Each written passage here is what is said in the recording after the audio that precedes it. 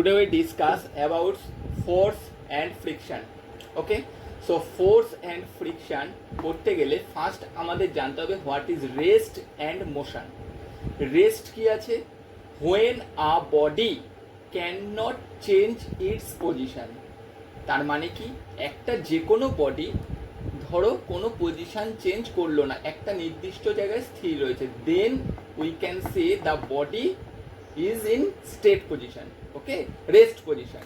And in other hand, when a body change its position, বডিটা যখন এক জায়গা থেকে আরেক জায়গায় মুভমেন্ট করছে, then we call that the body moved or the body in motion. Okay, so first concept হচ্ছে আমাদের রেস্ট অ্যান্ড মোশন কি আছে। ওকে, আচ্ছা, একটা সাধারণ নর্মাল ধরো সমস্ত বস্তুই আমাদের কি আছে, জড় পদার্থ। তাহলে জড় পদার্থকে মানে তোমার হচ্ছে গিয়ে এরা নন লিভিং, তাই তো? তাহলে এদের নির্দিষ্ট কোনো প্রাণ নেই, এরা এক জায়গা থেকে আরেক জায়গায় যেতে গেলে আমাদের কি কি হতে পারে? ধরো তোমার একটা পেন খাটের ওপরে রাখা রয়েছে, তাহলে তুমি যদি পেনটাকে আঘাত না করো বা পেনটাকে তুমি নিজে না সরাও, তাহলে পেনটা ওই জায়গাটাতেই স্টে করে থেকে যাবে। তাহলে তোমাকে কি করতে হবে? এক জায়গা থেকে আরেক জায়গায় পেনটাকে নিয়ে যেতে হবে, তবেই ও যেতে পারবে, কারণ পেনের তো নিজের হাত পা নেই। সো এইবার আসছে হচ্ছে ফোর্সের কনসেপ্ট। তাহলে what is force? A sequence then is capable, that is capable, a sequence that is capable, a sequence that is capable. তার মানে একটা সিকোয়েন্স যেটার ক্ষমতা আছে কি, টু চেঞ্জ, কি চেঞ্জ করতে পারে? পজিশন, এক জায়গা থেকে আরেক জায়গায় চেঞ্জ করে নিয়ে যেতে পারে পেনটাকে। শেপ, পেনটাকে যদি তুমি বেন্ড করো ওটা কার্ভ বেন্ড নিয়ে নেবে, কার্ভ শেপ হয়ে যাবে। আর স্টেট, তার মানে আমরা জানি ম্যাটারের তিনটে স্টেট হয়, সলিড, লিকুইড অ্যান্ড গ্যাস। এবার ধরো একটা আইস তুমি জোরে চাপে ধরে রেখেছো, তাহলে আইসটা কি হয়ে যাবে? মেল্ট হয়ে লিকুইড হয়ে যাবে, ওয়াটার ফর্ম করবে। তাহলে সেখানেও কি করলে তুমি? প্রেসার দিলে, that is one types of force.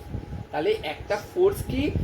Sequence that is capable to change position, shape and state. এই তিনটে জিনিস চেঞ্জ হতে পারে যে সিকোয়েন্স দ্বারা, দ্যাট ইজ কল্ড ফোর্স। আর এটা আমরা বাইরে থেকে অ্যাপ্লাই করে থাকি। ওকে, এইবার আসছি type of force. There are different types of force, we can discuss with example. Suppose push, তোমার বাড়িতে আমি গেলাম, দরজাটাকে কি করব? পুশ করব, করে ভেতরে ইন করব, তাই তো? That is push. তার মানে আমি পুশ করছি, মানে কি সামনের দিকে ঠেলছি। This is a one types of force and this force is called push. Pull কি আছে?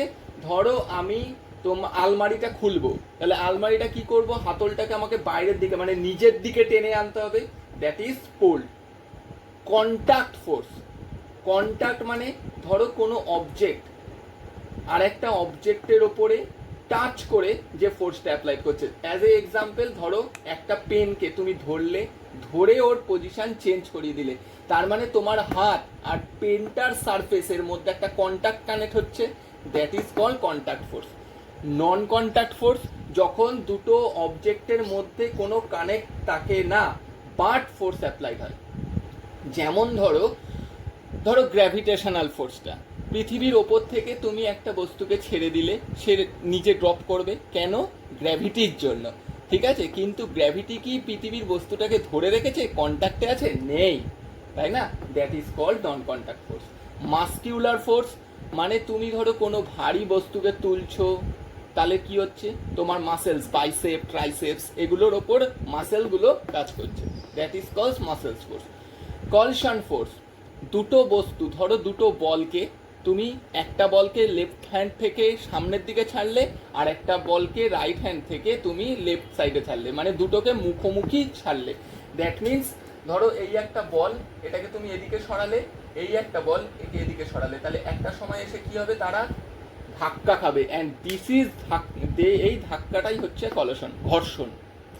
ওকে, মেকানিক্যাল ফোর্স, মেকানিক্যাল ফোর্স মানে হচ্ছে, মেকানিক্যাল মানে কি? কোনো ধরো যান্ত্রিক কাজ করছো তুমি, যেমন তোমার ইলেকট্রিক মেশিনগুলো কাজ করে, নানা রকম শপের যে মেশিনগুলো কাজ করছে, এই সব কিছু যে ফোর্স অ্যাপ্লাইড হচ্ছে, পুলি হোক, যে কোনো লিভার হোক, তুমি সাইকেল চালাচ্ছ সেই ক্ষেত্রেও যে বিয়ারিং বা তোমার প্যাডেল এরিয়া আছে, সবই হচ্ছে তোমার মেকানিক্যাল ফোর্স।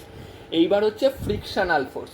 ফ্রিকশনাল ফোর্স, ধরো তুমি হেঁটে চলেছো, একটা জায়গা থেকে আর একটা জায়গায় তুমি হেঁটে যাচ্ছ, ভালো করে লক্ষ্য করো, তোমার পায়ের পাতা আর মেঝের সারফেস এর মধ্যে কন্ট্যাক্ট রয়েছে।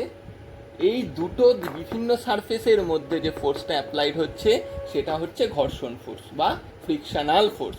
এইখানে একটা সাধারণ ভালো একটা এক্সাম্পল ধরো, ধরো দেশলাই বাক্স, এর ওপরে তুমি কাঠি দিয়ে এটাকে আগুন জ্বালাবে, তাহলে এই কাঠিটাকে কোন দিকে টান করলে? এদিকে, তখন দেখবে দেশলাই বাক্সটা অপোজিট দিকে। এদের মধ্যে একটা কি হলো? ঘর্ষণ, তার মানে ফ্রিকশন কাজ করলো। আর এই ফ্রিকশনের রেজাল্ট কি হলো? ফ্রিকশনের রেজাল্ট ওই যে দেশলাই স্টিকটার থেকে আগুন জ্বলে উঠলো, আর সেটাই হচ্ছে ফ্রিকশনাল ফোর্স। আরও টাইপ অফ ফোর্স আছে, যেমন ম্যাগনেটিক ফোর্স। ম্যাগনেটিক ফোর্স আছে, ধরো ম্যাগনেটিক মেটেরিয়ালকে যদি ম্যাগনেটের কাছে আনি তাহলে একটা অ্যাট্রাকশন ফোর্স কাজ করে, মানে লোহার সামনে যদি, লোহাকে যদি চুম্বকের সামনে আনি, ম্যাগনেটের সামনে, তাহলে একটা অ্যাট্রাকশন কাজ করবে, that is called magnetic force. Okay. Electrostatic force, electrostatic ফোর্সটা কি আছে? ধরো তুমি একটা কম্ব দিয়ে মাথার চুল আঁচড়াচ্ছ, তেল দিয়ে তোমরা মাথা, সবাই আমরা করি, মাথা স্নান করার আগে মাথায় তেল দিই। এইবার চিরুনিটা মানে কম্বটা দিয়ে যখন আঁচড়ালাম, তাহলে দেখো ওইখানে মাথায় কি ছিল? অয়েল ছিল, ঠিক আছে? চিরুনিটা কিন্তু শুকনো, তাই না? এইবার ওই কম্বটাকে যখন মাথায় আমি ঘষলাম, তাহলে ওদের মধ্যে একটা চার্জ হলো। ওকে। আর এই চার্জটা কি করে বুঝতে পারবো? কতগুলো কাগজের টুকরো তুমি যদি সামনে কোনো কাঠের ওপরে বা কোনো কাগজে বা পাতার ওপরে বা কোনো ব্লকের ওপরে রেখে দাও, এনে ওই ধরো কম্বটা দিয়ে মাথাটা যখন ঘষলে, ওই মাথা ঘষার পরের কম্বটা ওই কাগজের টুকরোগুলোর এনে দেখবে যে কম্বের সাথে ওই কাগজের টুকরোগুলো অ্যাট্রাক্ট হচ্ছে। বুঝতে পেরেছো? তাহলে অ্যাট্রাক্ট হচ্ছে কেন? দেখো, চিরুনিটা যখন মাথায় ঘষেছো, ওর মধ্যে একটা চার্জ সৃষ্টি হয়েছে, আর কাগজগুলো শুকনো ছিল, ওরা হচ্ছে ডিফারেন্ট চার্জ। আমি ধরে নিলাম যে ওই যে চিরুনিটা, কম্বটা, অয়েলি যে কম্বটা, সেটা হচ্ছে পজিটিভ চার্জ, আর যে কাগজের টুকরোগুলো নেগেটিভ চার্জ। তাহলে দুটো ডিফারেন্ট চার্জ পরস্পরকে কি করছে? অ্যাট্রাক্ট করছে। ঠিক আছে। এইবার চার্জ জিনিসটা কি? দেখো, আমরা যে সেল চ্যাপ্টারে লাইফ সায়েন্সে পড়েছিলাম, সেল চ্যাপ্টারটায়, যে আমাদের দেহ কি আছে? ছোট ছোট অনেক সেল দ্বারা তৈরি। সেরকমই আমাদের যে কোনো ম্যাটার, পেন হোক, যে কোনো ম্যাটার ছোট ছোট অ্যাটম দ্বারা তৈরি হয়। ঠিক আছে। এবার অ্যাটমগুলোর থেকে যখন কোনো ফোর্স বা বাইরে থেকে, এই যে এখানে আমি কি অ্যাপ্লাই করলাম? ফ্রিকশন, মানে ঘষলাম, তাই তো? চিরুনিটা দিয়ে মাথার চুলটাকে ঘষেছি, ওই অ্যাটম থেকে ইলেকট্রনগুলো ডিসচার্জড হয়ে যায়, মানে বেরিয়ে যায়। ঠিক আছে। এবার ওই ডিসচার্জ হয়ে গিয়ে কি হলো? একটা নির্দিষ্ট, ধরো সুন্দর একটা বল ছিল, বা সুন্দর একটা, ধরো একটা বলকেই ধরে নাও, একটা অ্যাটম। এবার বলটার থেকে যখন ইলেকট্রন বেরিয়ে গেল, বলটা কি হলো? ধরো গোল, মানে একটা হোল সৃষ্টি হলো। ঠিক আছে। তাহলে ওই হোলটা হচ্ছে ইলেকট্রন পূর্ণ করার জায়গা, ধরে রাখবে। ওকে, ইলেকট্রন ফিল আপ করার জায়গা। কিন্তু ওই যে একটা ইলেকট্রন, ধরো ফুল একটা বল ছিল, এটার থেকে যখন একটা ইলেকট্রন রিলিজ হয়ে গেল, ধরো এর আকৃতিটা এরকম হলো, ঠিক আছে? এটা হচ্ছে অরিজিনালি অ্যাটম ছিল, এর থেকে ইলেকট্রনটা বেরিয়ে গিয়ে এই যে সৃষ্টি হলো, এটা হচ্ছে আয়ন। ঠিক আছে। তার মানে একটা নির্দিষ্ট স্পেসিফিক, এটা হচ্ছে সুস্থিত একটা অ্যাটম, তার থেকে যখন ইলেকট্রন বেরিয়ে যাচ্ছে, একটা কি হচ্ছে? এটা কিন্তু ধর পুরো শেপে নেই, তাই না? এটা একটা আয়ন ফর্ম করছে। আর এই যে ইলেকট্রনগুলো, এইগুলোই হচ্ছে যে বেরিয়ে গেল, এগুলোই হচ্ছে চার্জ। বোঝা গেল? এই বিষয়ে আরও জানবে তোমরা, আরেকটু বড় হলে এই বিষয়গুলো নিয়ে আরও ডিসকাস হবে। এবার গ্র্যাভিটেশনাল ফোর্স। গ্র্যাভিটেশনাল ফোর্স পৃথিবীর ওপরে থাকা যে কোনো বস্তুকে পৃথিবী কি করে? নিজের সেন্টারে অ্যাট্রাক্ট করে। এটাই হচ্ছে তোমার গ্র্যাভিটেশনাল ফোর্স। ওকে। তাহলে আমরা কি কি বললাম? রেস্ট অ্যান্ড মোশন কি, ফোর্স কি, টাইপস অফ ফোর্স কি কি আছে। ওকে। এরপরে ওয়েট অর মাস, এদের মধ্যে আমরা রিলেশনটা দেখব। আচ্ছা দেখো, মাস মানে কি? কোনো একটা ম্যাটার, তার মধ্যে যে পরিমাণ ব্ল্যাঙ্কস থাকে, ফিল ইন দ্য ব্ল্যাঙ্কস, শূন্য স্থান থাকে, সেটাই হচ্ছে মাস। ঠিক আছে। তুমি ধরো একটা বাজারের ব্যাগে, খালি ব্যাগ নিয়ে বাজারে গেলে, ওকে, তাহলে দোকানদার ওর মধ্যে ধরো 5 কেজি চাল দিয়ে দিল। ওকে, এইবার তুমি ওটা যখন হাতে করে নিয়ে আসবে, দেন কি হবে, ওই 5 কেজি বস্তুটার ওপরে, 5 কেজি এটা চালের ব্যাগ, এর ওপরে পৃথিবীও কিন্তু একটা জি মানে গ্র্যাভিটেশনাল ফোর্স কাজ করবে। তাহলে তোমার হাতের ওপর টোটাল এফেক্ট কত আসবে, ধরো এই 5 ইন্টু এই জি এর ভ্যালুটা, বুঝতে পেরেছো? ক্লিয়ার? তাহলে তার মানে এই টোটালটা হচ্ছে গিয়ে ওয়েট। তার মানে সবসময় মাথায় রাখবে মাস আর ওয়েটটা কিন্তু এক নয়। মাস মানে কতটা ফিল ইন দ্য ব্ল্যাঙ্কস আছে, আর ওয়েট মানে মাস ইনটু গ্র্যাভিটেশনাল ফোর্সটা। ওকে, বলে রাখি গ্র্যাভিটেশনাল ফোর্সটা কিন্তু একটা ফিক্সড ফোর্স। তার মানে 5 কেজি বস্তুর ওপরেও কোনো পৃথিবী যে বল দেবে, 500 কেজি বা 5000 কেজির ওপরেও সেম বল দেবে।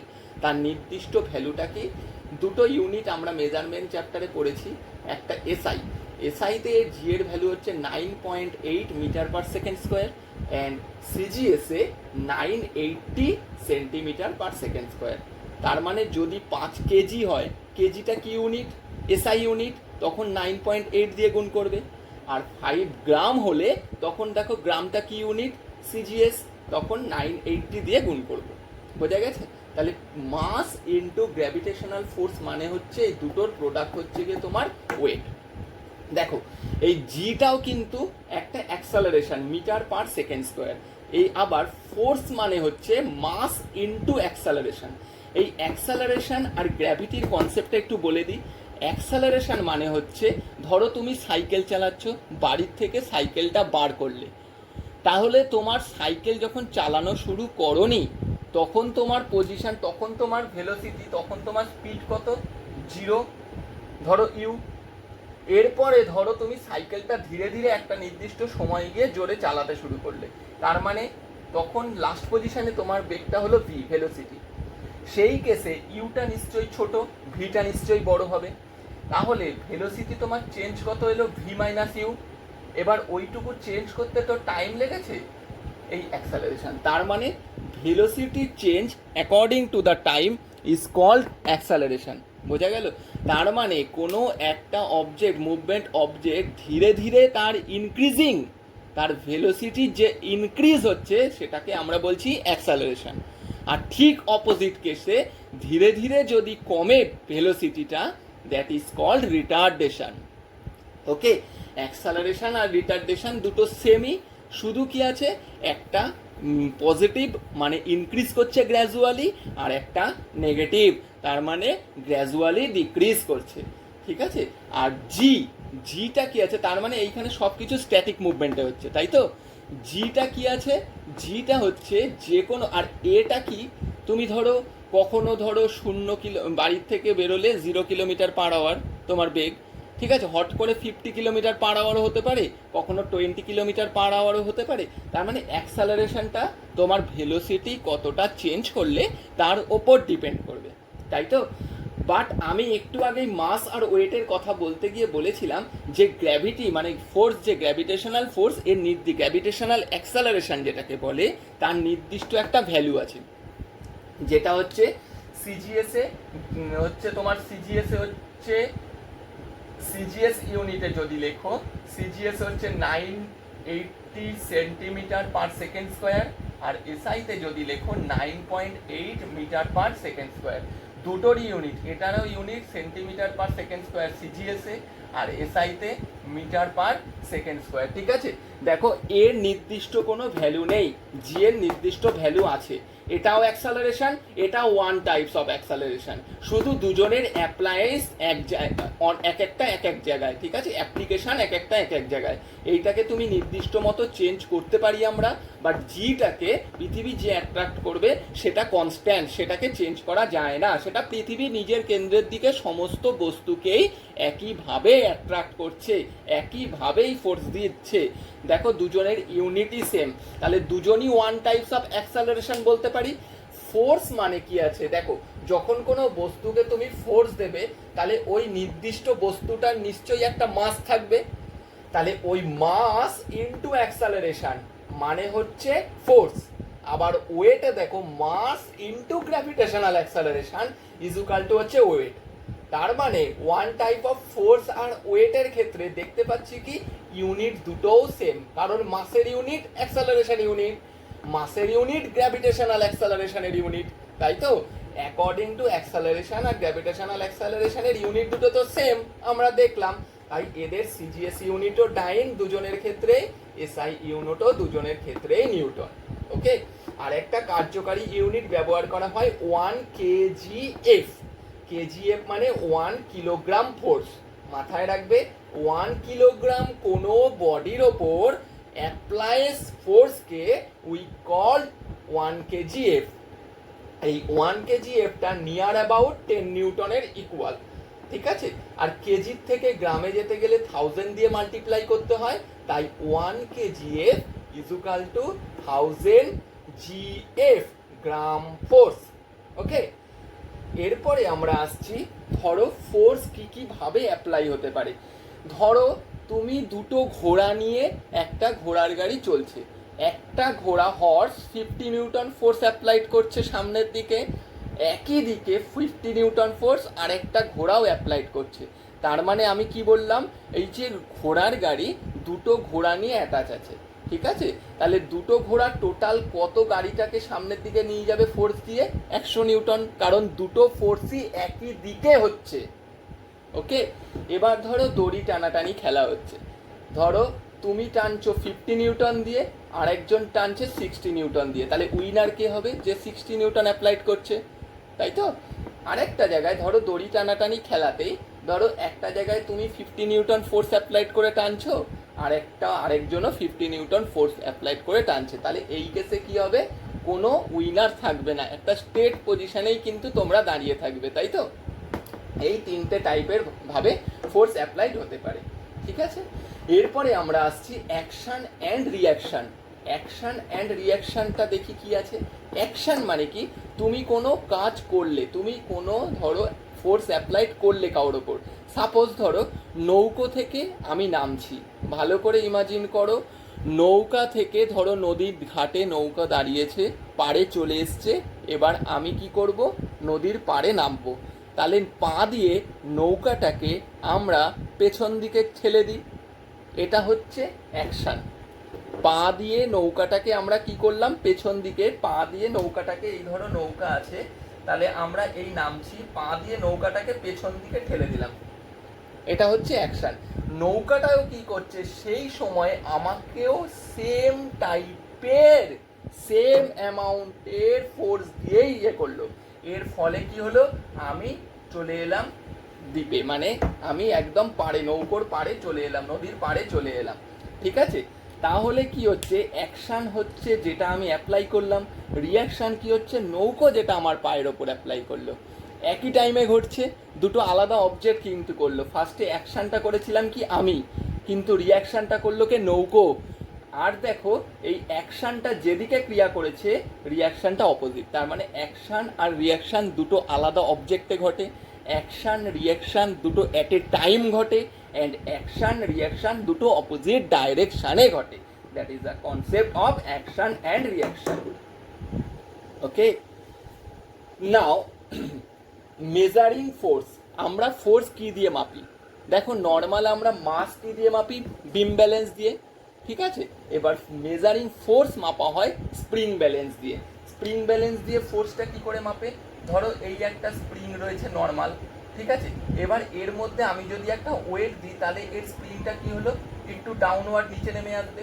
এবার দুজনের সামনেই ধরো একটা স্কেল রেখে দিলে, তাহলে যখন ওয়েটটা দিইনি তখন এর মেজারমেন্টটা তুমি এই স্কেল থেকে রিডিং পেয়ে যাবে।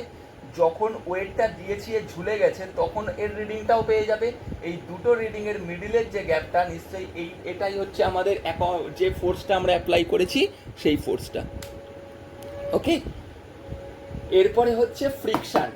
ফ্রিকশান কি আছে? ধরো একটা সারফেস, একটা বল গড়িয়ে চলেছে, তাহলে বলের যে নিচের সারফেসটা কোন দিকে ফোর্স অ্যাপ্লাই করছে? সামনের দিকে। যদি বলটা মুভ করে সামনের দিকে, বলটা যদি এদিকে যায়, ফোর্সটা এদিকে যাচ্ছে, তাই তো। আমি বলটাকে এদিকে ঢেলে দিয়েছি, তাহলে বলটা যাচ্ছে কোন দিকে? এদিকে। তাহলে মেঝের ওপর বলের সারফেসটা এদিকে কাজ করছে, আর সারফেসটা ওপরে ফ্রিকশনাল ফোর্সটা ঠিক অপোজিটে কাজ করছে। তার মানে আমি ফোর্স অ্যাপ্লাইড যেদিকে করব এই ফ্রিকশনাল ফোর্স অপোজিট ডাইরেকশানে করবে, এর ফলে কি আছে, বলটা এগিয়ে যেতে পারছে। অ্যাডভান্টেজ ডিসঅ্যাডভান্টেজ কি আছে, ধরো একদম মার্বেলের মেঝে বা খুব মসৃণ, আমরা কিন্তু হাঁটতে পারি না, পিছলে যাই, তাই না? কিন্তু ধরো খড়খড়ে রাস্তা বা ধরো এমনি নর্মাল মেঝে আমরা হেঁটে যাই, কারণ হচ্ছে যে প্লেন সারফেসের ওপরে মানে যে স্মুথ সারফেসগুলো রয়েছে ফ্রিকশনাল ফোর্সটা কম, তার জন্য আমাদের হাঁটতে বাধা দিচ্ছে। তার মানে ফ্রিকশান হলে আমাদের সুবিধা একটা কি কি, ধরো গাড়ি চালাচ্ছি, তাহলে গাড়ির চাকায় দেখবে কাটা কাটা বিট করা থাকে, এইগুলো হচ্ছে কিন্তু ফ্রিকশানের জন্য, ঠিক আছে, যাতে ফ্রিকশনাল ফোর্সটা ইনক্রিজ করতে পারি আর আমি এগিয়ে যেতে পারি। সেমই আমরা যে হেঁটে চলেছি সেটাও ফ্রিকশনাল ফোর্স অ্যাডভান্টেজ। দেশলাই থেকে যে আগুন জ্বালালাম সেটাও আমার ফ্রিকশনাল ফোর্স। এরও তো ডিসঅ্যাডভান্টেজও আছে, ধরো গাড়ির চাকা অনেক দিন চলছে চলছে চলছে, বিটগুলো দেখবে ক্ষয়ে যায়, তাই না, স্মুথ হয়ে যায়, তখন আমাদের আবার টায়ার চেঞ্জ করতে লাগে, সেটা হচ্ছে ওই ফ্রিকশনাল ফোর্সের জন্য ডিসঅ্যাডভান্টেজ। ক্ষইতে ক্ষইতে ওরা কি হয়ে গেছে, প্লেন বিটগুলো পুরো লেভেল হয়ে গেছে, এটা এক রকমের ডিসঅ্যাডভান্টেজ। এই টাইপের ডিসঅ্যাডভান্টেজগুলো ফ্রিকশানের রয়েছে। এইবার তুমি হাউ ইনক্রিজ ফ্রিকশান, তুমি ফ্রিকশানকে কিভাবে ইনক্রিজ করবে। ধরো গাড়ির চাকা বিট একটু প্লেন রয়েছে, সেটাকে তুমি যদি কাটা কাটা করে দেওয়া যায় আরও বেশি বিটগুলোকে, তাহলে ফ্রিকশনাল ফোর্স বেড়ে যাবে। ঘরের মেঝে নর্মাল রয়েছে, একটু যদি এবড়ো খেবড়ো করা হয়, তাহলে এবড়ো খেবড়ো করলে কী হবে, ফ্রিকশনাল ফোর্স বেড়ে যাবে। তার মানে যে দুটো সারফেসের ওপর ফ্রিকশান কাজ করবে, মানে অ্যাপ্লাইড ফোর্স আর ফ্রিকশান যার ওপরে কাজ করবে, সারফেসটা যদি স্মুথ হয় তাহলে আমাদের দুটোর মধ্যেই যে চলছে আর যে সারফেসটা স্টিল কনস্ট্যান্ট রয়েছে, দুটোর মধ্যেই যে কোনো একটার যদি স্মুথ হয় তাহলে আমাদের কি হয়, একটার ওপর দিয়ে আরেকটাকে এগিয়ে নিয়ে যেতে কষ্ট হয়। তাহলে ইনক্রিজের মেন ম্যাটেরিয়াল, মেন কনসেপ্ট কি আছে, যে কোনো একটা সারফেসকে আমাদের কি করতে হবে, রাফ করে দিতে হবে, তাহলেই আমাদের ফ্রিকশনটা ইনক্রিজ করবে। আচ্ছা, ফ্রিকশনের যে ইনক্রিজিংগুলো রয়েছে তার জন্য যে আমাদের ডিসঅ্যাডভান্টেজ রয়েছে, তাহলে এর সলিউশন আমাদের জানা দরকার, কি করে আমরা ডিক্রিজ করব ফ্রিকশন। দেখো সাইকেলের মধ্যে দেখবে অনেক সময় সাইকেলের ওই চেন ওই জায়গাগুলো কি করা হয়, গ্রিজিং করা হয়, লুব্রিকেটিং অয়েল দেওয়া হয়, তাহলে কি হয়, ফ্রিকশনাল ফোর্সটা কম হয়, বোঝা গেল। তার মানে লুব্রিকেটিং অয়েল ইউজ করতে পারো, গ্রিজ করতে পারো, পালিশ করতে পারো, there are different types of way to there are methods of decreasing frictional force. Okay, এইবার এসছে তিন রকমের ফ্রিকশন। একটা হচ্ছে স্ট্যাটিক ফ্রিকশন, ধরো একটা ব্লককে সারফেসের ওপর দিয়ে তুমি টেনে নিয়ে যাচ্ছ, তাহলে ওরা স্ট্রেটই যাচ্ছে, স্ট্যাটিক ফ্রিকশন। তারপরে কাইনেটিক কি আছে, ধরো একটা সাইকেলের চাকা রাস্তার ওপর দিয়ে যাচ্ছে, সে মুভ করছে, এটা হচ্ছে কাইনেটিক ফ্রিকশন। আর রোলিং, দুটোই ধরো ওভাল সারফেস, এখানে ধরো একটা ওভাল একটা সার্কুলার, একটা হচ্ছে আমার স্ট্যাক ছিল মানে প্লেন সারফেস ছিল, এইখানে দুটোই ধরো সার্কুলার, মানে দুটো ধরো বিয়ারিং, দুটো বল পরপর ঘুরছে, তাহলে কি হচ্ছে, এদের যে একটা জায়গার মধ্যে তারা ঘুরে যাচ্ছে, এই জায়গাটা একটা সময় ক্ষয়ে যাবে, এটা হচ্ছে রোলিং ফ্রিকশন। ওকে, তো এই হচ্ছে আমাদের normal concept of force and friction. So আমি আবার রিভাইজ করে দিচ্ছি, ফোর্স অ্যান্ড ফ্রিকশনের মধ্যে থেকে আমাদের কি কি ইম্পর্টেন্ট পয়েন্টস রয়েছে। First, what is rest and motion, what is force, different types of force, different types of এই ফোর্সগুলোর এক্সাম্পল জানতে হবে, what is the difference between weight and mass, what is the need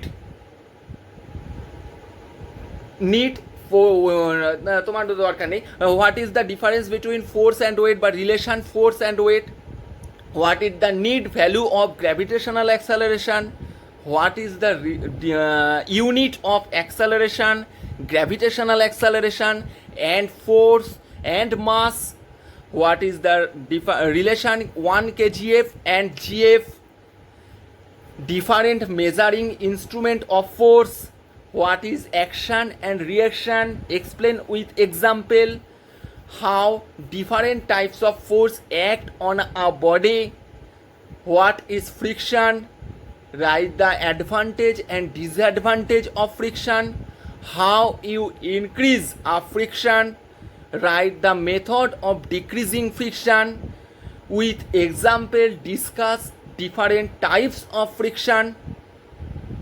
এইগুলো হচ্ছে main important some questions, এই force and friction chapter থেকে আসতে পারে আমাদের নর্মাল সিলেবাসে। ওকে।